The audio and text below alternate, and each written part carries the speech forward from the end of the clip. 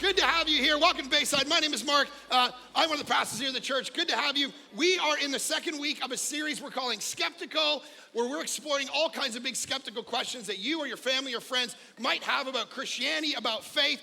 And so if you have a bulletin, pull out your notes. We're going to jump into this, to the question of science and the existence of God. We got a whole bunch of data to get through. Are you guys kind of ready? You got your brains, you got your coffee, you ready to think a little bit? All right. I'm telling you, this is going to be, for some of you, it's going to be like, why? But then, so here's the thing. For me, I grew up in a skeptical home. Some of you know my story.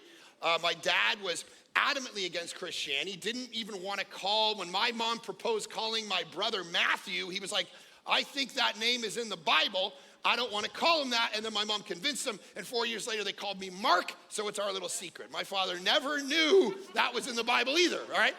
So I started going to church when I was 19 years old. But the only reason I stayed there was because there was pretty girls. Can I get an amen from the youth section? They didn't know if they could applaud that. They're like, I'm here for the Lord. So for me, it was always this big question about like skepticism. Do I really believe in this? And I've always been a person of evidential faith. I won't believe something unless someone has the evidence to believe it. And when I was first pitched Christianity, I began looking at it like, is the difference between faith and science, it was the difference between smart people and dumb people. That's basically how I would think about it, because I would turn on the news when I was growing up. No church, no Bible, no God, no prayer in my home at all. And so I would turn on the news, and it was like a pretty clear dichotomy. It was like, today we're going to be talking about faith, and we're going to be talking about science. And so we have Dr. Richard Dawkins here to speak about science. Dr. Dawkins, thank you for coming from Oxford, a paleontologist. Hello, thank you for having me. And then for Christianity, we have Joe. Joe lives in a swamp and thinks Oprah is the Antichrist. Thanks for coming, Joe. I'll get you. All right, and it was like, okay, Christianity and science, faith and science don't actually mix, because you've got to choose one or the other. That was the whole idea. And that's what I believed. And then I began actually exploring faith. And I began exploring Christianity and the Bible and philosophy. And I began realizing what science has come to realize now, which is the longer you delve into science, the more evidence for the existence of God starts to actually arise. And so the first thing for your notes that we got to deal with is we have to confront the myth of faith versus science, all right? So the first thing we got to do is talk about the myth of faith versus science. And the myth is, if you're someone of science, you can't be someone of faith. And here's what has begun to happen. The longer we've delved into it, the more evidence for the existence of God has started to actually rise. So example of this is, do we have any Trekkies in the room? Any Star Trek fans, right? Good stuff. You can be proud. Some of you are like, So if you watch like the original Star Trek, like the Star Trek that was birthed in the 1960s, where, you know, Captain Kirk and Spock and they're going around, if you watch that, there is very little religion or spirituality. This is a point that Stanley Grenz, who's a sociologist, he pointed this out years ago. And because I was born out of the 60s, the kind of Kennedy era, like we're getting into computers, we're getting into technology, and there was very little spirituality or God or faith, because they thought that in the future, because we have technology and science, that God would go away, religion would go away, spirituality would go away. But if you watch the Star Trek Next Generation, so you have the original one where like Kirk and Spock are going around and Kirk's sleeping with the green women and they're just trying to figure life out. But then in the Next Generation, which was born out of the 90s, you have a lot of spirituality. You have a lot of people on the Enterprise who are spiritual, who are religious. The people that they go and visit are religious. And Stanley Grenz points out that that's because the more that technology went along in science, there was actually reason to believe in God more and more. And what we began to realize is spirituality and faith in God weren't going anywhere. In fact, the deeper we went into it, the more evidence started to arise to actually believe in God. And we'll go through some of that evidence. But the first thing is, even philosophically, there was a lot of university departments that said, we're not going to believe in God anymore. And then overnight, Quentin Smith wrote an article for the New York Times years ago where he said overnight it almost became academically respectable to believe in God because of one man. His name is Alvin Plantinga. Okay, Alvin Plantinga is what philosophers call the greatest living philosopher of our time. All atheists, agnostics believe that he is the best living, greatest living philosopher of all time right now, and he's a Christian. He's a theist. He believes in God, he believes in the Bible, he believes in Jesus. And Quentin Smith kind of said, man, it kind of stinks that the philosophy departments across our universities are embracing theism all because of Alvin Plantinga. Because he made it viable in regard to philosophy to actually believe in God. To go, you know what?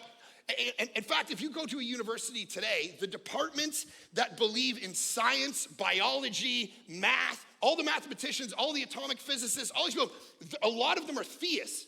A lot of them believe in God. A lot of them look at the evidence and go, God actually exists. This makes sense. It's the English departments and the humanities that tend not to believe in God, right? And so it's the people studying Charles Dickens are like, God doesn't exist. But the people who are studying biology are like, man, this starts to make sense. And so one of the myths was that we kind of look back through history and we go, you know, every scientific idea that was presented to the church denied it, and they persecuted all these scientists and they burned them at the stake. And what we got to understand is all of that is a myth. There was never, like, this story has been told. You know, like Galileo, Copernicus, they went up to the church and they said, hey, the heliocentric view of the world where the earth is actually the center, and that's what the Bible believes, and the earth is flat because somewhere in Isaiah it says that there's 4 corners of the earth, and so everyone goes, the earth is flat. But then Galileo and Copernicus said, no, actually, the sun is the center and the earth revolves around it, and burn them at the stake, reject their ideas. All of this is a myth. The ancient Greeks knew that the earth was round. Sorry for the flat earthers in the crowd, but they always knew this because the hull of a ship would disappear before the mast of the ship would disappear. They would see the reflection of the earth on the moon in an eclipse. No one was going, I think the earth is, nobody believed that. The idea that the church was always fighting these people and saying, we can't believe your ideas and we're gonna burn you at the stake just isn't true. So Alistair McGrath, who's a scholar at Oxford, he says this: the idea that science and religion are in perpetual conflict is no longer taken seriously by any major historian of science. One of the last remaining bastions of atheism survives only at the popular level, namely the myth that an atheistic, fact-based science is permanently at war with a faith-based religion. It's just not true. Christianity was actually the garden out of which the modern scientific method was born. Those of you who are, you've gone through school, you look at the modern scientific method, you have a hypothesis, you do your experiment, you get verification, you come to conclusions. That never could have been born out of any other worldview other than the biblical one. Because of course, the Bible goes, okay, there's order, there's math. If you do this experiment, it'll come because of God of order. But the other religious ideas that were out there at the time never could have birthed that. So animism, for instance. Animism was the belief that the gods and the spirits are in everything. So those of you who've seen Avatar, right? Which is basically everyone because it made $3 billion. So, don't be embarrassed. We all saw Avatar. Avatar philosophy is animism. It believes that there's spirits in the trees and the rocks and everything. So you don't tend to prod and poke and put those things through scientific experimentation. You just kind of leave them alone and let them be. Buddhism never would have produced the modern scientific method because Buddhism believes that the physical world is an illusion. So any conclusions you're going to get from studying it would be an illusion too, right? A polytheism, the idea that there's all these different gods. Like my kids right now are watching Percy Jackson, right? Right? Percy Jackson. And that's the whole, like, Hermes is going off against Aphrodite and blah, all these kind of different things. And why? And so in that world, why is the ocean stirring? It has nothing to do with science and temperatures. It's just Poseidon is angry. So he's stirring up the ocean. There's no need to birth science out of any of these philosophies unless the Bible comes along. And Paul in Romans chapter 1 says this in verse 20. For since the creation of the world, God's invisible qualities, his eternal power and divine nature have been clearly seen, being understood from what has been made. Paul is saying, let's look at not only the special revelation, which is the word of God, Let's look at general revelation, the stars, the soil, all of it, and actually start to conclude things about God. Christianity has never been afraid of science. There's nothing science could possibly conclude that would ever say, okay, we can't believe in God anymore. So what happened is scientists have been scaling for 300 years. One writer has given this image. Scientists have been scaling 300 years to get to the top of the mountain of human knowledge. And when they finally climb over that last little part and they get to the top, there sits a theologian who's always been there and says, come on and join me in the knowledge of all things, because we're not afraid of it.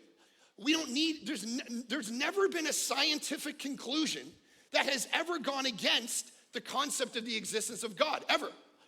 In fact, the deeper we're going, so Anthony Flew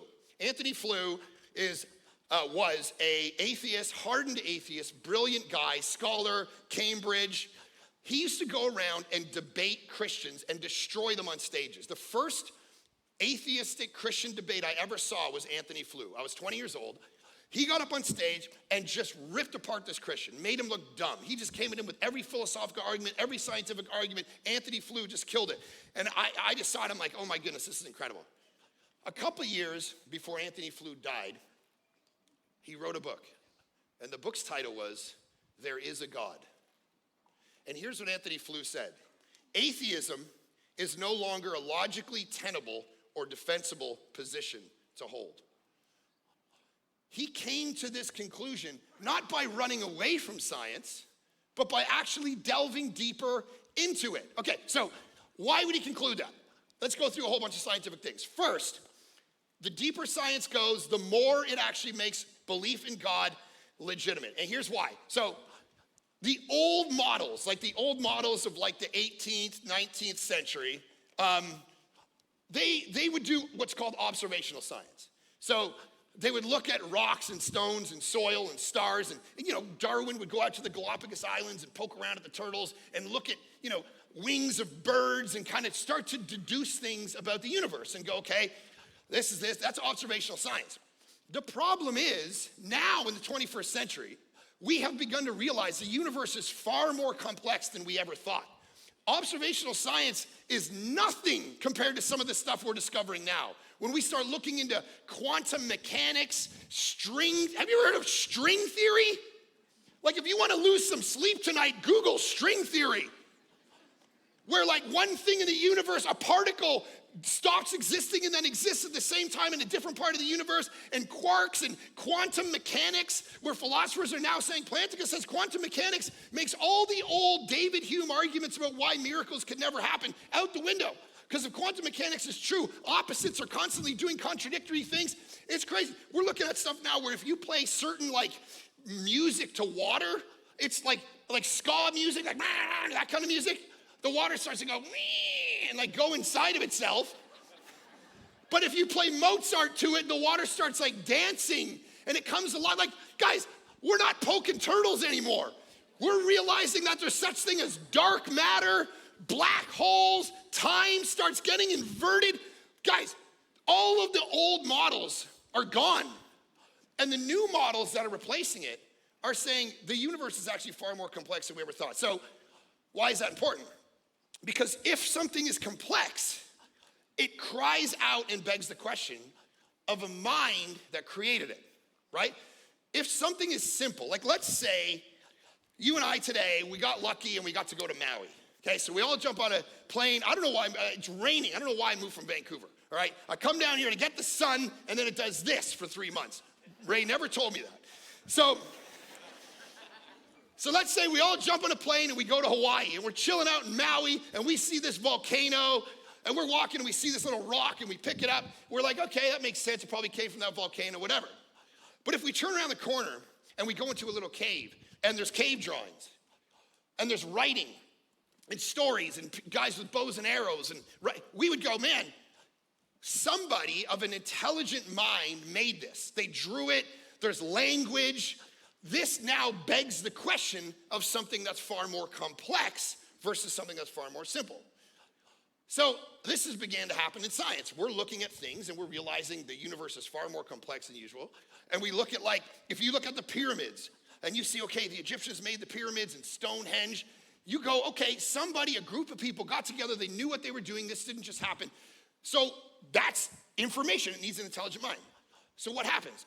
Well, if we don't want to say there's a God, we begin to come up with other explanations. So every week, there's a Discovery Channel documentary on the pyramids and Stonehenge, and what do they say made them? Aliens. Aliens is always a great explanation when you don't want to talk about God. So the Egyptians got together, and all their brains, they built these pyramids and the stars, and who helped them? The aliens came down and said, okay, Pharaoh, come over here, we're going to help you. And they made these things. Why do they say that? Because complexity and order, the deeper the complexity goes, the more it cries out for an intelligent mind to help it along. So here's the thing that we got to understand. There is no scientific discovery that could possibly say that God doesn't exist. And here's why. Because the category mistake. When you're talking about science, you're talking about the world of physics. Soil, stars, physical world, we study it, we come to conclusions. The question of God, however, is the question of metaphysics. If you want to study God in university, you go to a class called metaphysics. The word meta is the Greek word after or beyond. The question of God is a question that physics cannot answer because God is a metaphysical being. He transcends the physical world. You can't look at soil and say, ergo, God does not exist. And so people go, yeah, but I don't believe in God. Why? Because I can't see him. What? Why don't you believe in God? Well, I can't smell him. He's never talked to me. I don't touch him. But you're asking a concept of physicality for a metaphysical being. It is a category mistake to say that we can do science and deduce anything about the non-existence of God. So here's what Stephen Jay Gould said. He was the most celebrated evolutionary thinker, atheist thinker, paleontologist, historian of science. He was at Harvard University of the last generation. The most celebrated thinker in that category of the last generation. Stephen Jay Gould said this: nature just is, in all her complexity and diversity, in all her sublime indifference to our desires. Therefore, we cannot use nature for our moral instruction or for answering any question within the magisterium of religion.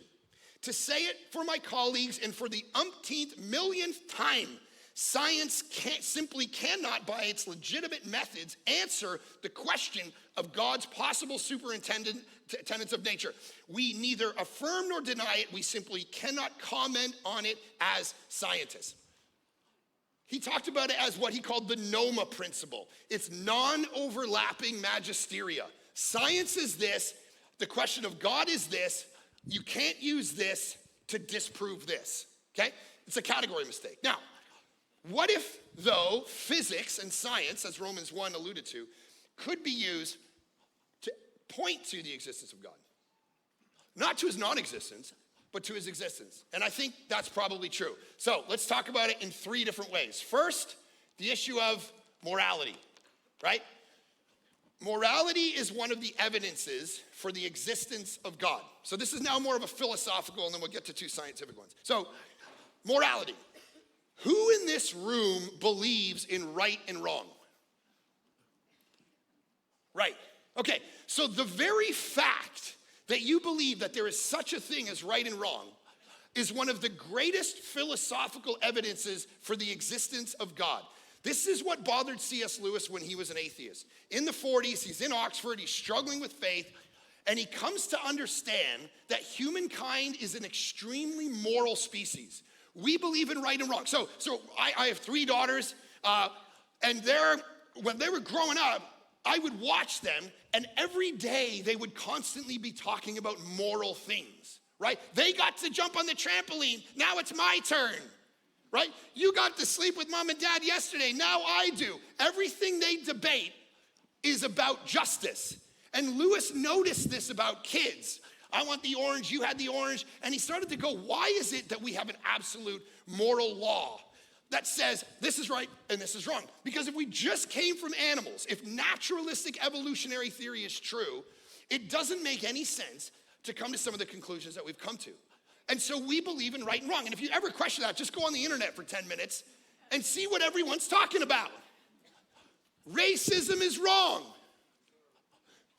SeaWorld, you can't capture whales and put them in there for rich kids to go and look at it.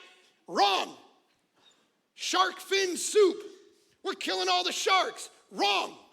Every time we act and speak as moralists, we are proving the existence of God. Because if you don't have an objective moral law, then you don't need an objective moral lawgiver. But if you do have an objective moral law, well, we are going to say rape is wrong, killing is wrong. The minute you want to make that argument, it begs the question of a moral lawgiver.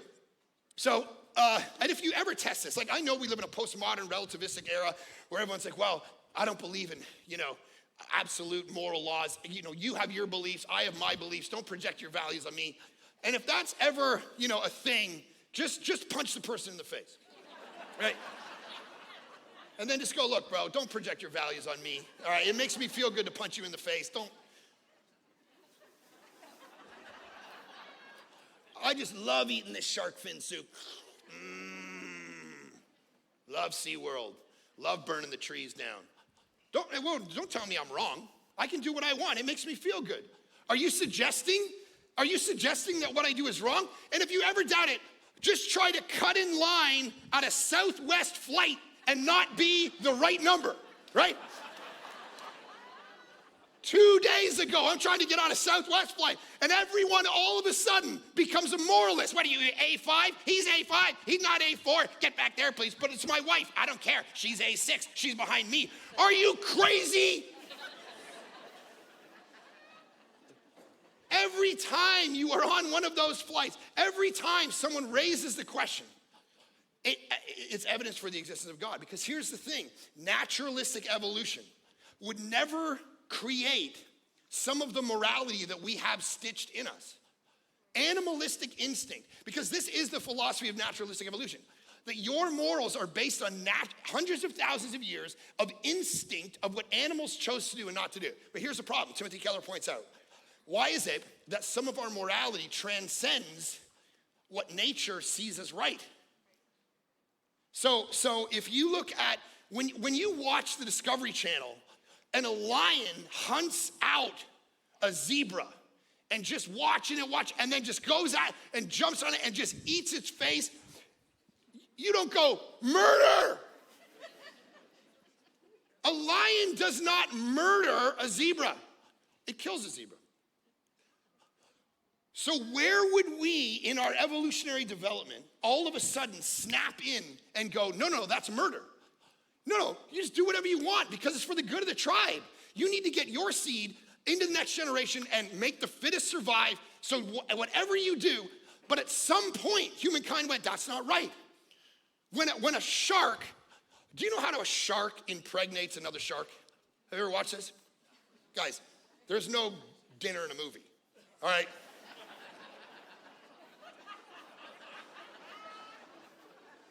There's no wedding ceremony. All right, these sharks are not married.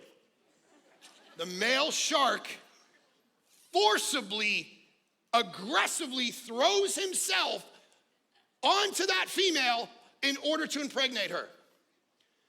So think about it. If we are just animals in the moralistic framework, there is no reason why rape, in order to move your seed into the next generation, shouldn't be just utilitarian. It should be pragmatic. It should be what we all do. But somewhere along the line, we all went, no. So Melissa Drexler in the 90s, she was a girl, high school student. She was pregnant. She went to her high school prom. No one knew she was pregnant. She went into the bathroom, delivered her baby, strangled it to death, cut the umbilical cord, threw it in the garbage, and went back to the dance. When this story broke, of course, everyone was shocked. And everyone said this was immoral. Except for Dr. Steven Pinker, one of the great evolutionary, moralistic, Darwinian thinkers of his generation, wrote a piece for the New York Times saying this: Melissa Drexler is a hero. And I'll tell you why. Because she was doing the thing that our brave grandmothers have been doing for hundreds of thousands of years. Infanticide, he argued, is what we have to do in order to make sure the strongest in the litter survive. So you always kill the weakest so the strongest survive. It's what we do. We've been doing it for hundreds of thousands of years, and this is the most natural thing in the world. Because that's where your philosophy has to lead you. If we are just animals, you have no moral base to fight anybody about justice, racism, the environment, politics, nothing. All conversation goes away. All moral justice goes away. And I don't care if you're A1 at Southwest, take a back seat, bro. I'm coming in. But if God exists, so every time a moral law exists, absolute moral law exists, ergo, a moral lawgiver must exist. Okay, second point is about biology. The evidence of biology. Here's the evidence of biology. As I said earlier, the deeper science goes, the more evidence for the existence of God arises. So, observational science, when we were poking around things, we didn't know anything about DNA, right? DNA was something that was discovered by Francis Crick in the 1950s, and he realized that everything about a cell, so there's about 36 trillion cells in the human body. And every cell has an encyclopedia of information in it, like actual data, a code of information, writing that says you have blonde hair and you have brown hair and blue eyes and brown. All of it is data that is literally a code that is put into you in every living thing. An amoeba, a single-celled organism that is a bacteria, has enough code in it to fill up 1,000 encyclopedias. One amoeba of information. This isn't static, random, crazy information. This is how it's gonna work. And so when we discovered DNA, it raised all kinds of questions. And so Francis Collins, who was given the job of mapping out the entire human genome in the 90s, wrote a book once he was done called The Language of God. Because he began to realize the complexity of DNA strands is so much coded information, it makes no sense to say it came from nothing. There had to be a mind that actually created it. Now, all the documentaries are saying, okay, this is interesting. We have a better explanation. And what do you think the explanation on the internet is? Aliens. There is a theory called panspermia, and it is this. All that coded information, it completely makes sense that it would come from nowhere. So, opening scene of Prometheus, Ridley Scott, is all those aliens putting DNA into the water because you need an intelligent mind to create the DNA because the DNA has code, it speaks to a mind. So what are you gonna do? Well, I don't wanna believe in God because I like sleeping with whoever I want, aliens. Now the problem with that is, who created the aliens? We're back to the same problem. So what began to happen is the deeper we delved into science, the deeper we delved into DNA strands, the deeper we got, the more and more information we got, the more we began to realize, and if you're a skeptic and you're here, I'm glad that you're here, and just realize that when a Christian decides to believe in God, or even just a theist, and maybe you're not a Jesus follower yet, decides to believe in God, it's not because they're dumb. It's because they're actually trying to follow the evidence versus ignore it. And so finally then is the question of cosmology. And some of you are like, man, I was sleeping already. Cosmology. Are we gonna talk about stars? Yes. Now, here's the thing about the universe. Immanuel Kant, one of the great philosophers of the 1800s, he said there are two major evidences for the existence of God. The starry hosts above and the moral law within. So the starry hosts above is this. You rewind the clock thousands of years. There was a philosophical conversation about eternal things. Where did we all come from? Because there was this idea, Aristotle, Aquinas, Plato, everybody believed some basic ideas about things. One of them was a concept called causality, which is this. Everything that begins to exist has to have a cause, okay? Now the word begins is really important. Everything that begins to exist has to have a cause. It's called causality or contingency. It's contingent on something outside of it that lived before it, doing something to bring it into existence. So all of you here exist, right? I was born on August 15th, 1980. Now, why was I born on August 15th, 1980? Because sometime in November 1979, the way I can figure it, my parents liked each other for an afternoon, and maybe the candles were just right, and bam, I exist. All of you who are here, you exist because your parents at some point, okay, don't think about it too long, bleh, right? So, but at some point, it all made sense, and these two people who exist outside of you had a good afternoon, and now you exist. I don't know why I keep framing it in the afternoon, but whatever. And so now you exist. Well, that's contingency. Your existence, you began to exist. It's because people pre-existed you and did an act that made you come into existence. So that was always understood. But the problem was, the question was, well, what is the uncaused, infinite, eternal thing that never began to exist? And philosophy and science said, well, that's easy. It's the universe. There's no need to talk about God because the universe is the uncaused, infinite, eternal thing that never began anytime. And that was all good. And everyone believed that until 1929.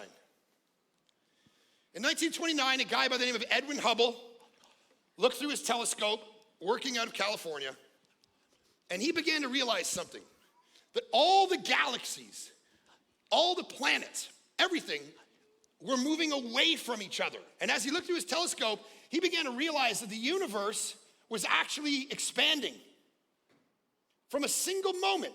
And he began to realize all these galaxies, there's 300 million galaxies. We live in one galaxy in the midst of 300 million galaxies in the universe.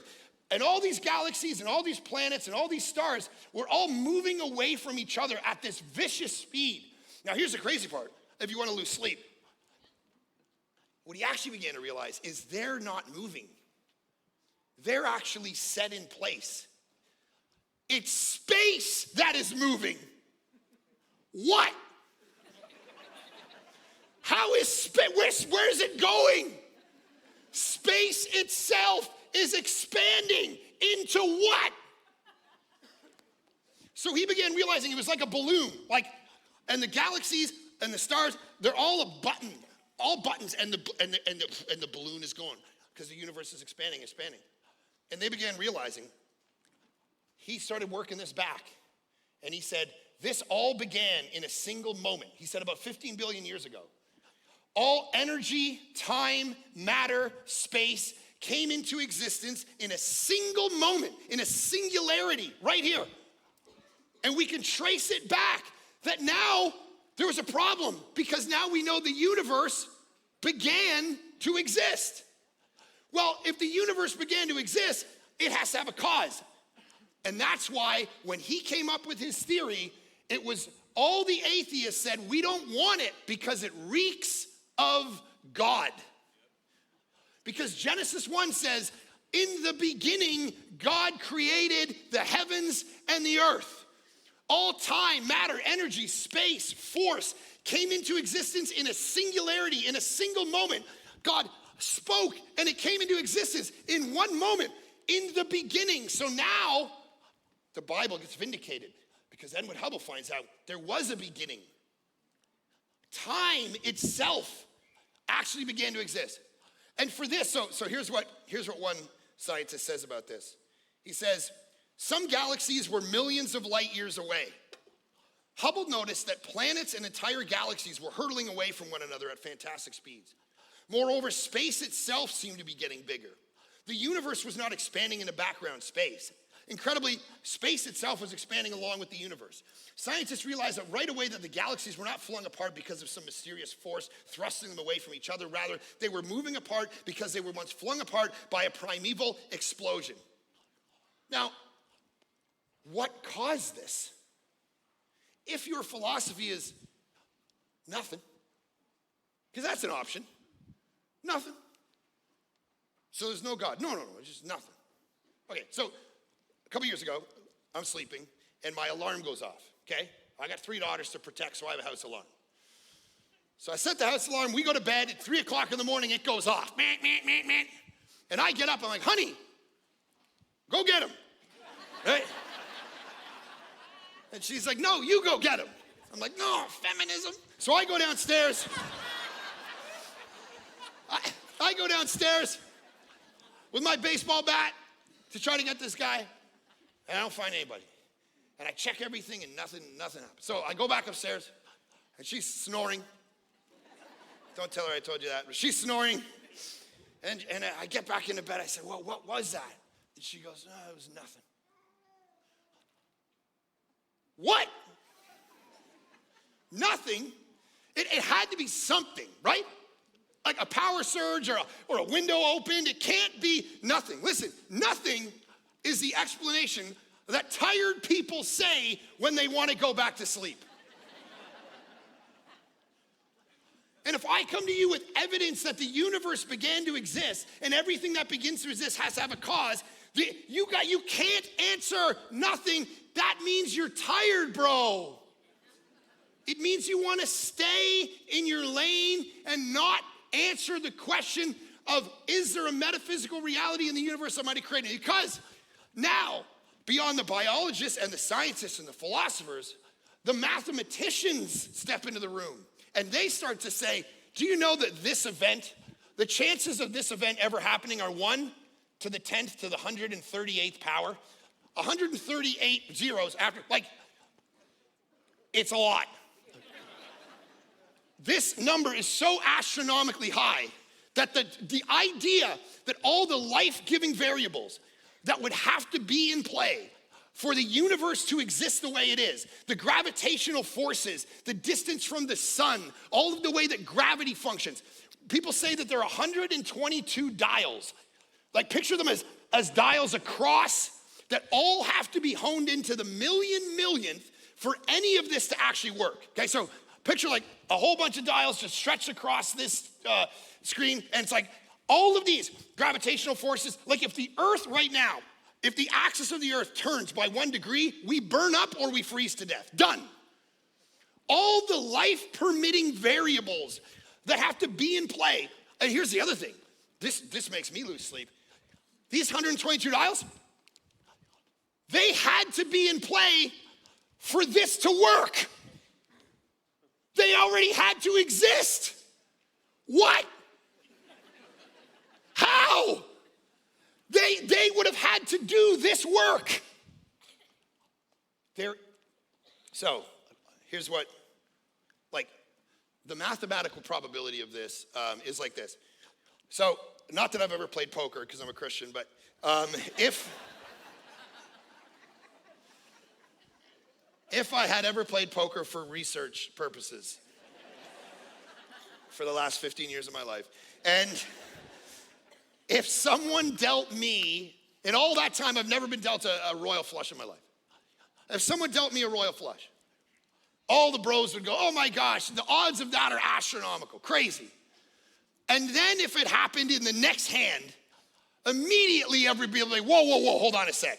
Somebody is monkeying with the odds here. There's no possible way this could happen. Now, when we're talking about this number, we're talking about me being dealt a royal flush every hand over and over and over and over again forever. Forever. And then we're not even close. So the mathematician enters the room and says, there's actually no mathematical probability that the universe and the world the way it is actually exists. And I have a word for them. Miracle.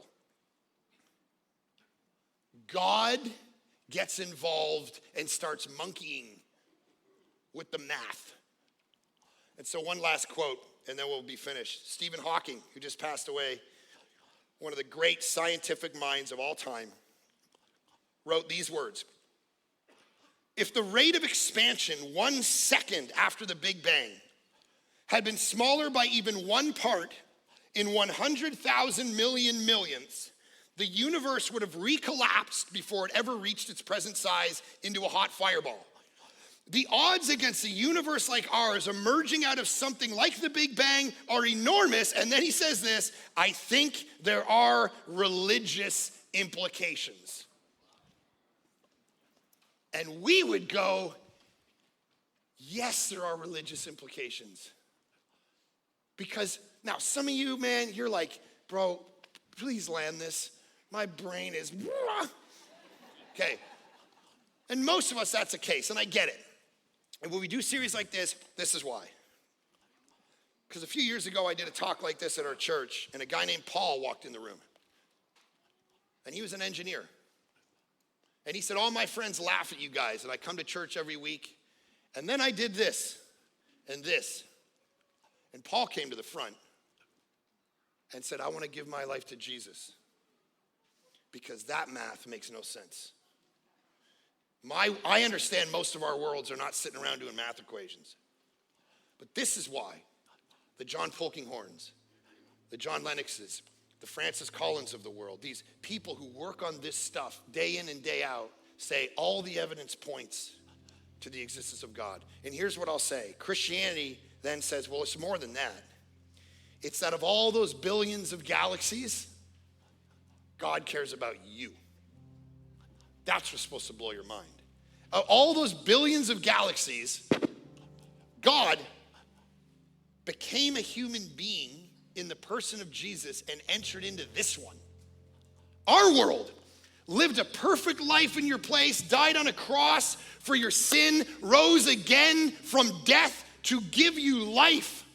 He made all of this, and he came to die for you. That's what's supposed to blow our mind.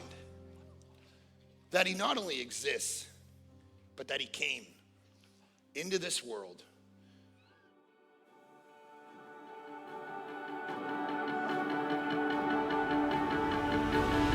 Hey guys, Pastor Mark here, one of the senior pastors around here. So glad that you are actually part of Bayside Online. You really are part of our family. We have grown over the last couple of years online a ton, and we really do consider you as part of our church family. So what that means is make sure you subscribe and share this. It's great.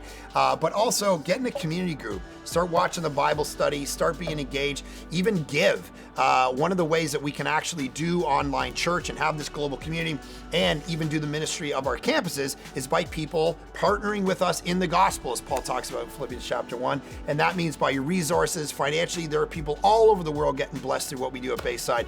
And so obviously part of that is giving and using and stewarding that for the glory of God. So we're super thankful if you do that. We'd love you to start doing that, and just super thankful you're part of our church. So glad you're with us. Make sure that you let us know you're watching and part of this, because we want to get in touch with you and thank you and serve you any way we can. Anyway, thanks guys, and we will see you next week.